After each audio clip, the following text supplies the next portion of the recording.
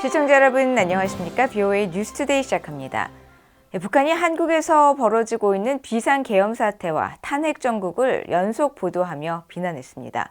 미국의 전문가들은 북한이 한국 정부를 비난하고 미한 동맹을 약화시키려는 선전선동 목적이 크다고 진단하고 이번 사태를 이용해 북한이 군사적 도발을 할 가능성은 낮지만 경계를 늦춰서는 안 된다고 지적했습니다. 안준호 기자가 보도합니다.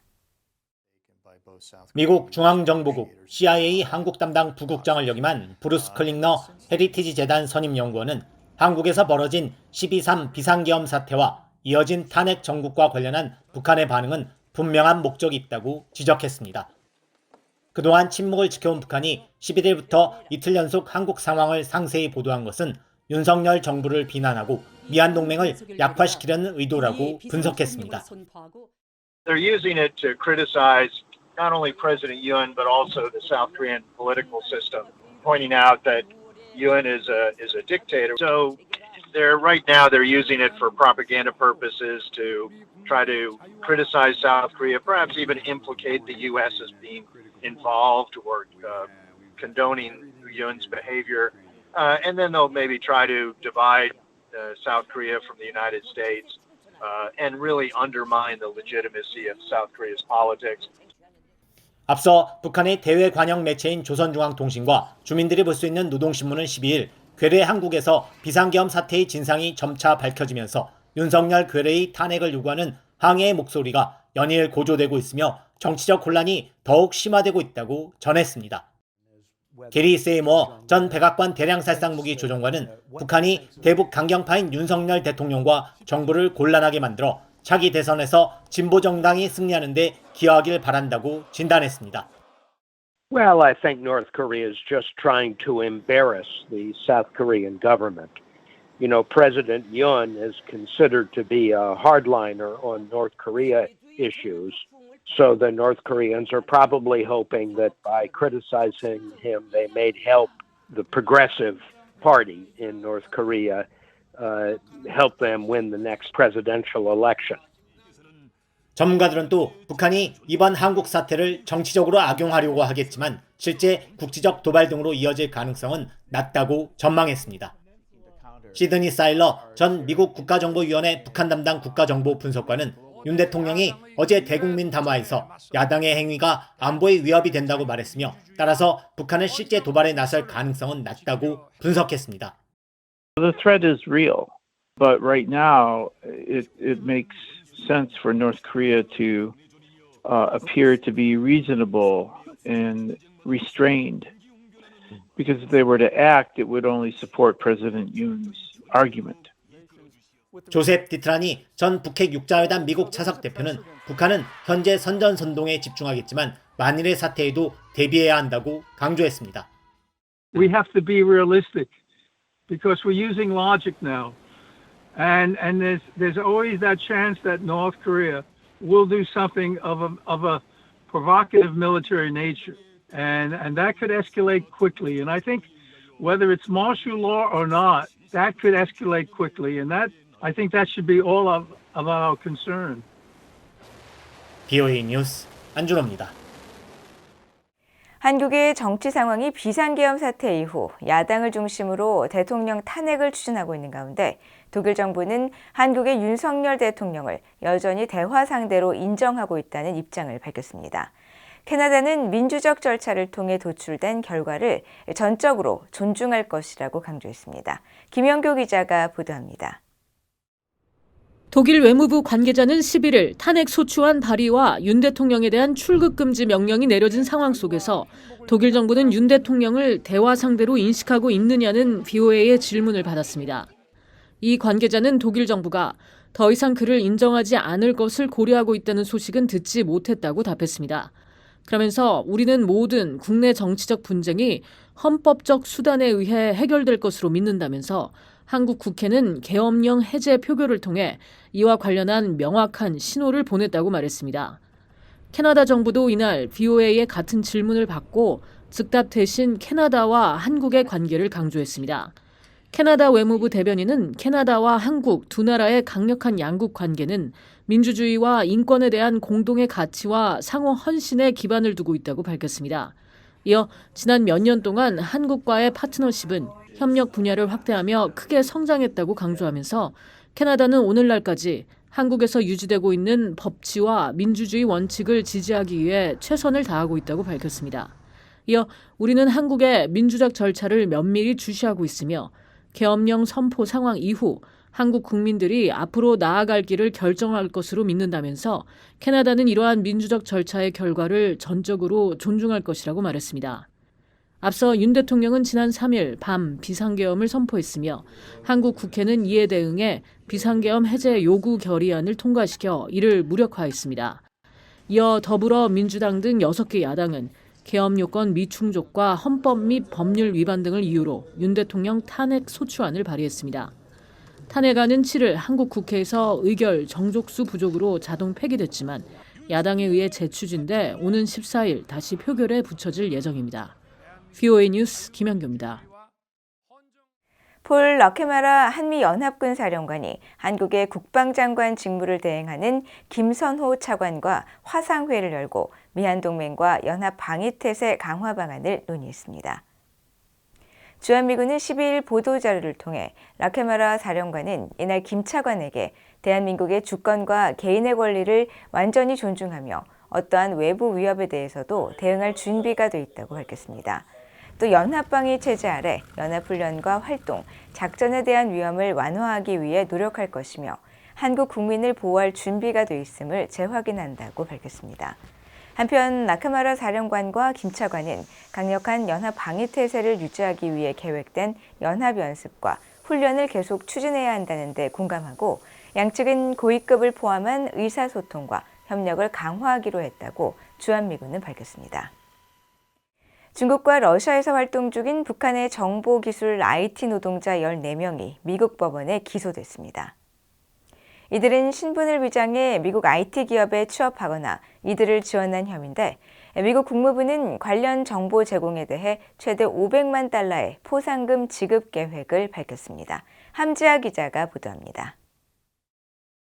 미국 미주리주 세인트루이스 연방법원 대배심이 형사기소한 북한 국적자 14명입니다.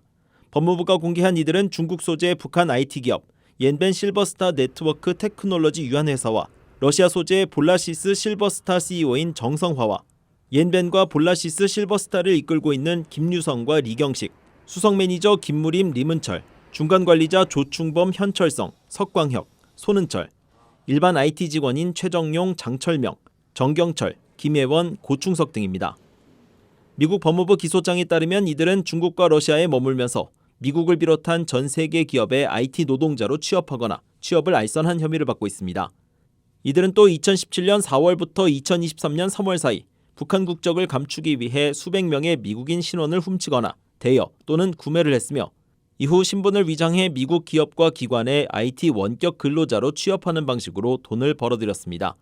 이들 중 일부는 미국 고용주의 민감한 정보를 공개하겠다고 협박하면서 돈을 갈취하기도 했습니다. 이들의 범죄 행각은 약 6년에 걸쳐 이루어졌으며 이 기간 동안 북한 당국에 안긴 수익은 최소 8,800만 달러에 달합니다. 이들 14명에게는 국제긴급경제권한법과 전자사기 범행 음모, 자금 세탁, 신원 도용 범죄 음모, 가중 신원 도용 등 5개 혐의가 적용됐습니다. 혐의가 모두 유죄로 인정될 경우 북한 국적자 1명당 최대 67년의 징역형을 받을 수 있습니다. 이런 가운데 미국 연방수사국 FBI는 이들 14명에 대해 공개 수배를 하고 신상정보 전단지를 공개했습니다. 또 미국 국무부가 운영하는 테러정보 신고 보상 프로그램 정의에 대한 보상은 이날 이들 북한 IT 노동자 관련 정보 제공에 대한 최대 500만 달러의 포상 계획을 발표했습니다. 정의에 대한 보상은 공고문에서 중국 소재의 북한 IT 기업 옌벤 실버스타 네트워크 테크놀로지 유한회사와 러시아 소재의 볼라시스 실버스타에 대한 정보를 수집하고 있다고 밝혔습니다. 이어 북한을 지원하는 특정 활동에 관여하는 사람들의 금융체계를 붕괴시킬 수 있는 정보에 대해 최대 500만 달러의 포상금을 지급하며 여기에는 수익 창출을 위한 북한 노동자 송출과 자금 세탁, 북한의 대량 살상 무기 확산을 지원하는 특정 사이버 활동이 포함된다고 설명했습니다. 한편 국무부는 12일 발표한 국가별 테러 보고서를 통해 북한에 대한 테러 지원국 지정을 올해도 유지한다고 밝혔습니다. 북한은 1987년 대한항공 여객기 폭파 사건에 연루돼 1988년 테러 지원국으로 지정됐다가 검토 끝에 2008년 해제됐으며 이후 2017년 6월 북한에 장기간 억류됐다가 송환된 뒤 일주일 만에 숨진 미국인 대학생 오토 원비어 사건과 김정은 국무위원장의 이복형 김정남 암살 사건을 계기로 다시 테러 지원국으로 재지정돼 왔습니다. BOA 뉴스 함지아입니다. 도널드 트럼프 미국 대통령 당선인이 북한의 개입으로 우크라이나 전쟁이 더 복잡해졌다면서도 김정은 국무위원장과의 친분을 다시 강조했습니다. 트럼프 당선인은 12일 공개된 시사주간지 타임과의 인터뷰에서 우크라이나 전쟁과 관련한 질문에 여러 입장을 밝히면서 북한의 개입은 전쟁을 매우 복잡하게 만드는 또 다른 요인이라고 지적했습니다. 이어 자신은 김정은을 알고 잘 지내며 김정은이 상대해본 유일한 사람은 자신뿐이라고 말했습니다.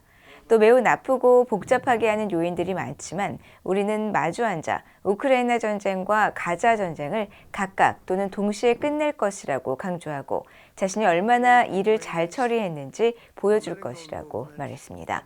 타임은 올해의 인물로 트럼프 당선인을 선정하고 인터뷰 내용을 보도했습니다. 미국과 일본의 외교와 국방당국자들이 만나 북한 핵 문제 등 영내 안보 현안을 논의하고 확장 억제 강화에 대한 공유된 결의를 재확인했습니다. 미국 국무부는 12일 보도자료를 통해 두 나라는 지난 10일부터 12일까지 일본 외무성에서 확장 억제 대화를 개최했으며 양측은 고조되는 러시아의 위협적인 핵수사와 핵교리 개정, 러시아의 군축 및 국제 비확산 체제 훼손, 북한 핵 프로그램 및 미사일 활동 진전과 러시아와의 협력 심화 등 영내 안보 도전에 대한 평가를 공유했다고 밝혔습니다. 이어 양측은 중국이 충분한 투명성이나 의도에 대한 설명 없이 진행하고 있는 핵 전력 확대의 가속화에 대한 우려도 공유했다면서 미일 양측은 핵 역량과 관련한 이 같은 역동적인 현실에 직면해 일본의 능력에 의해 증진되는 확장 억제 강화에 대한 공유된 결의를 재확인했다고 설명했습니다.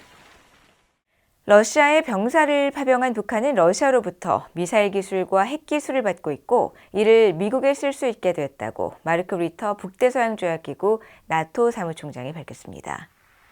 리터 사무총장은 12일 벨기에 브뤼셀에서 카네기 국제평화재단 유럽센터가 주최한 대담에 참여해 북러 군사협력은 유럽뿐 아니라 한국과 일본에 영향을 미치고 있으며 미국에도 직접적인 영향을 미치고 있다면서 이같이 밝혔습니다.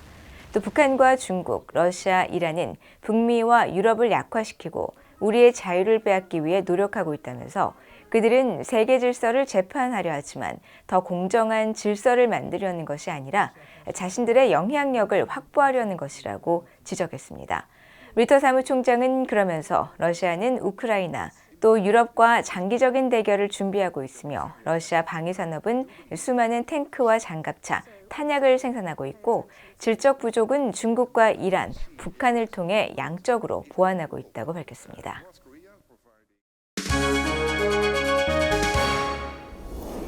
국제뉴스입니다.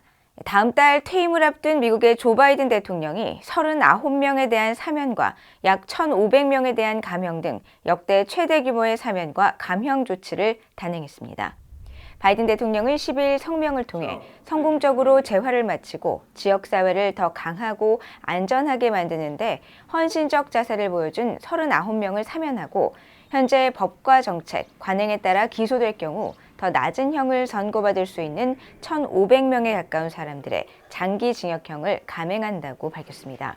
백악관에 따르면 사면 대상자들은 마약 등 비폭력 범죄로 유죄 판결을 받은 사람들이며 감형 대상자들은 대부분 신종 코로나 사태 당시 전염병 확산 방지 차원에서 교도소에서 석방돼 자택 격리 중인 사람들 중 아직 형기가 끝나지 않은 이들입니다. 백악관은 이번 사면과 감형 대상자 수가 단 하루에 이루어진 가장 많은 숫자라면서 바이든 대통령은 마리화나 단순 사용과 소지로 유죄 판결을 받은 개인과 성소수자인 전직 군인들에게 사면을 내린 최초의 대통령이라고 설명했습니다. 유엔은 독재 정권 붕괴 이후 과도 정부 체제를 맞은 시리아의 원활한 정권 이양을 지원할 것이라고 안토니오 구테르스 유엔 사무총장이 밝혔습니다. 구테르스 사무총장은 11일 소셜미디어 X를 통해 이같이 밝히면서 영토 보전이 완전히 회복된 시리아의 통합 국가로의 길을 닫기 위해 최선을 다하고 있다고 밝혔습니다. 이어 유엔 특사가 이 목표에 기여하기 위해 주요 인사들과 대화를 진행 중이며 자신은 시리아 국민들이 스스로 운명을 선택할 수 있음을 전적으로 믿고 있다고 강조했습니다. 시리아 반군은 지난달 27일 자신들의 근거지인 북서부 알레포 일대에서 진격을 시작해 지난 8일 수도 다마스쿠스를 점령하고 바샤르 알 아사드 정권 붕괴를 선언했습니다. 이후 구성된 과도 정부를 주도하고 있는 반군 측 대변인은 11일 언론 인터뷰에서 내년 2월까지 종교와 민족 등을 존중하는 통합을 이룰 것이라고 말했다고 로이터 통신 등이 보도했습니다. 레바논 무장조직 헤즈볼라와 지난달 27일부터 60일 휴전에 들어간 이스라엘군이 휴전 발효 이후 레바논에서 첫 철군을 실시했습니다. 이스라엘군은 11일 소셜미디어 X를 통해 11일 오전 제7여단이 레바논 남부 키암 지역에서 임무를 마무리했으며 헤즈볼라와의 휴전 합의와 미국의 조정에 따라 레바논군 병력들이 레바논 주둔 유엔 평화유지군 병력들과 함께 해당 지역에 배치되고 있다고 밝혔습니다. 유엔 평화유지군은 레바논 남부 접경 완충지대 블루라인과 남부 리타니강 사이에서 활동하며 50개국 출신 만여 병력과 민간 직원 약 800명으로 구성됐습니다. 이와 관련해 중동 지역을 관할하는 미군 중부사령부 마이클 에릭 쿠릴라 사령관은 소셜미디어 X에 휴전 합의의 일환으로 레바논 알키암 지역에서 진행 중인 이스라엘군의 첫 번째 철수와 레바논군의 재배치를 레바논 현지에서 감독했으며 이번 조치는 적대행위의 지속적 중단을 이행하기 위한 중요한 첫걸음이라고 밝혔습니다. 한편 유엔 총회는 이날 또 다른 영내 친이란 무장정파 하마스와 이스라엘 간에 1년 넘게 이어지고 있는 전쟁의 즉각적이고 무조건적이며 영구적인 휴전과 모든 인질의 즉각적 석방을 요구하는 결의안을 압도적 지지로 통과시켰습니다. 중국을 방문한 드미트리 메드베데프 러시아 국가안보회의 부의장이 10일 시진핑 중국 국가주석과 면담했다고 양국 언론들이 보도했습니다. 11일부터 이틀 일정으로 중국을 실무 방문한 러시아의 메드베데프 부의장은 이날 베이징에서 시 주석을 만나 블라디미르 푸틴 대통령의 친서를 전달하고 우크라이나 전쟁 관련 현안 등을 논의했다고 러시아 언론들이 보도했습니다. 러시아 국영 타스통신과 중국 국영 CCTV 보도에 따르면 메드베데프 부의장은 이 자리에서 러시아는 우크라이나와의 평화회담에 준비가 돼 있지만 이는 우크라이나 정부가 러시아의 점령지를 인정할 때만 가능할 것이라고 말했습니다.